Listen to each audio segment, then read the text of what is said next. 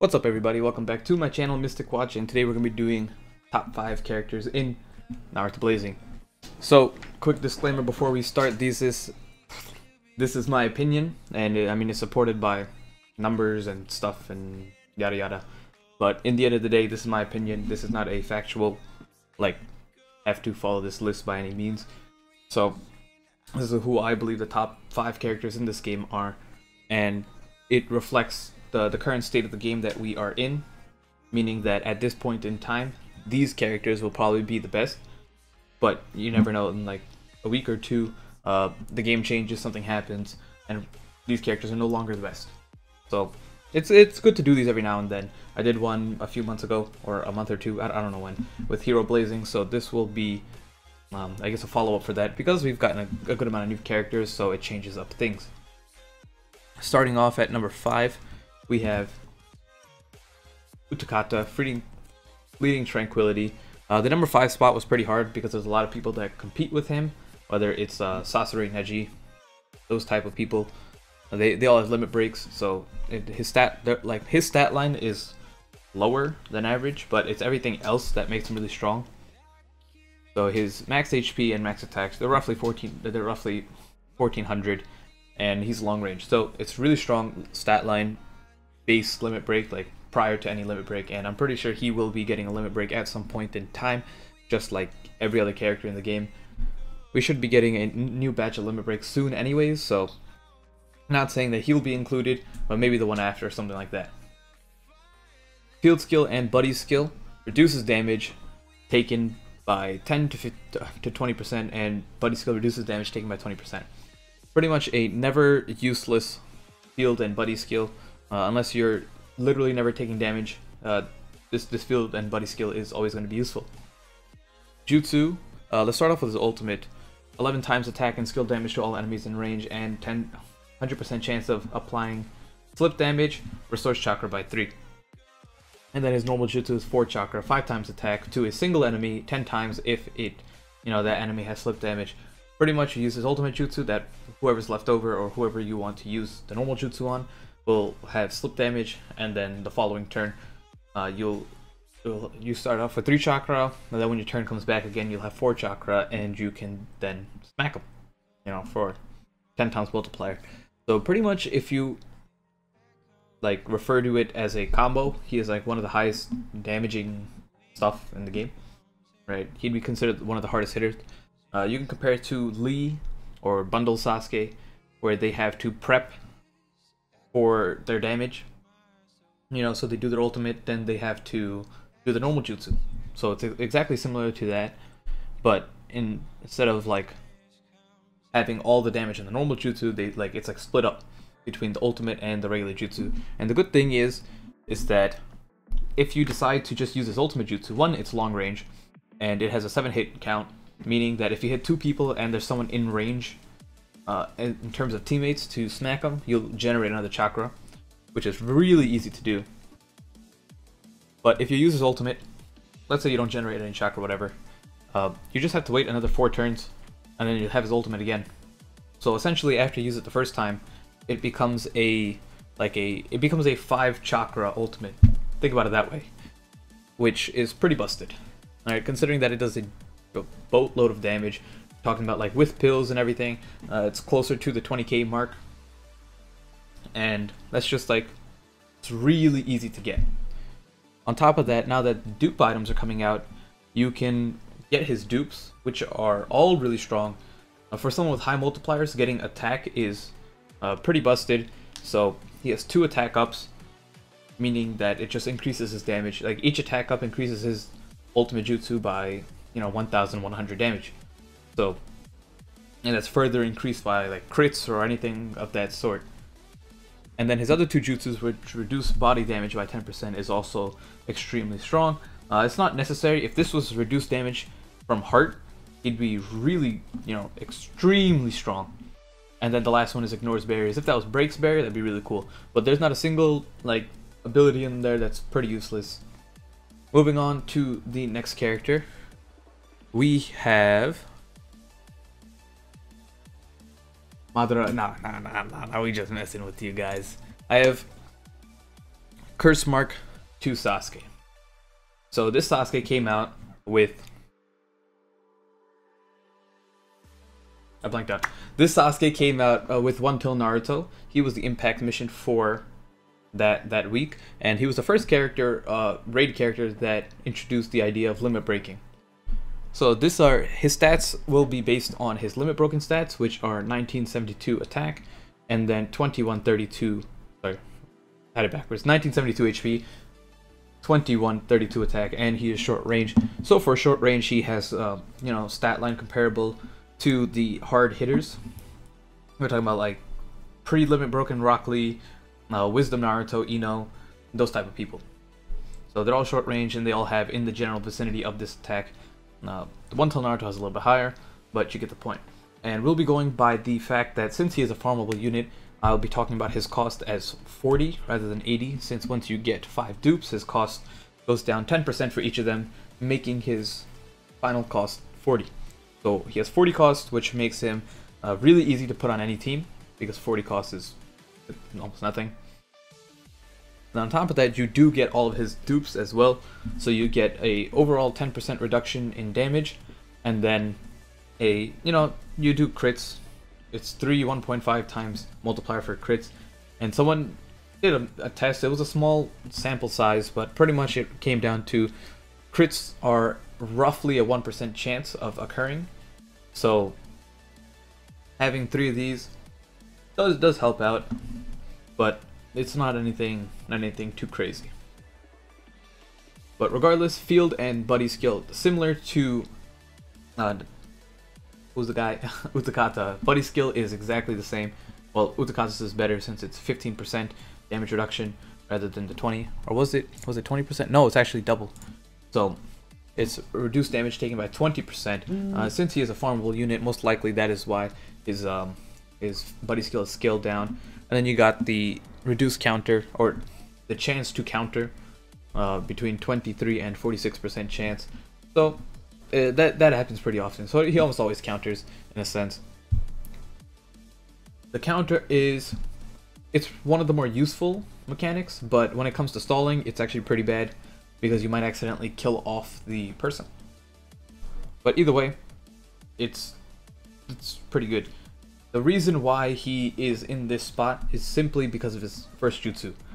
5 chakra, 2 perfect dodges for 3 turns, and restores 7 chakra. Pretty much you can do this infinitely, meaning you can stall forever.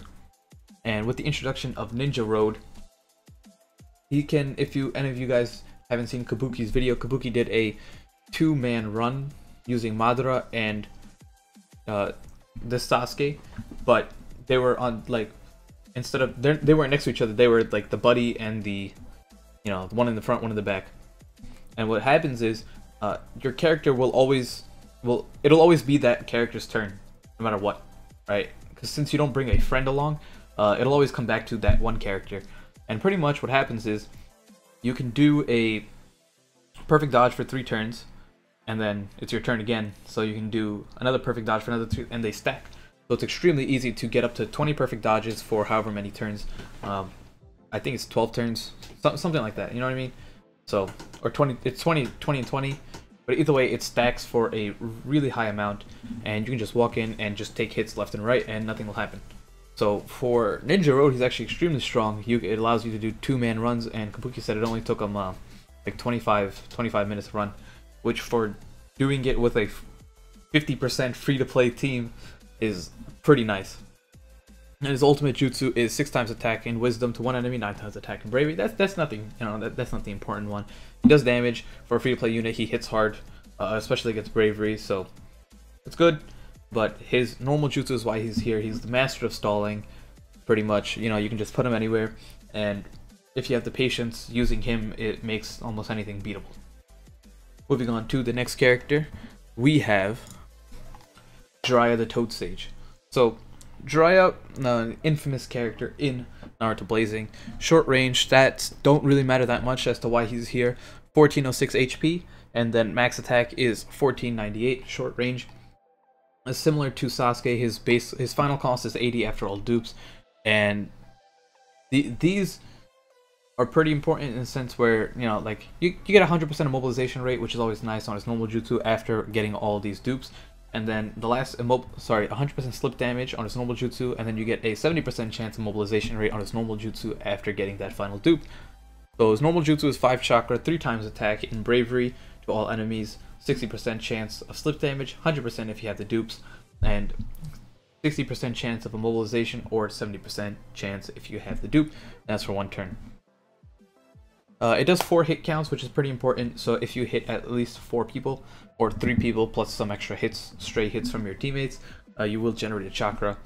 And on top of that, the immobilization 70% chance is really high. You know, it's 70%. That's the number. It almost always goes off, and on top of that, it's long range. So he has the best immobilization in the game, in my opinion. There's people who have a lot better single target immobilization. So, like Wisdom Kakashi has a 60% immobilization, but it's like 4 turns long, so it's pretty cool. But in here, an immobilization is extremely strong in the way that we currently play the game. Just delaying everyone's attack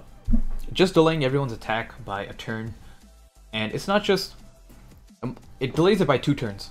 What happens is, let's say all the enemies are going to attack in exactly 2 turns from now, right? Use Jiraiya. If the immobilization goes off, it increases their turns from 2 to 3, and on top of that, they don't move next turn. So you essentially gave yourself 2 extra turns to do something, even though it says immobilizes for 1 turn. So it's a weird concept, but a 1 turn immobilize isn't.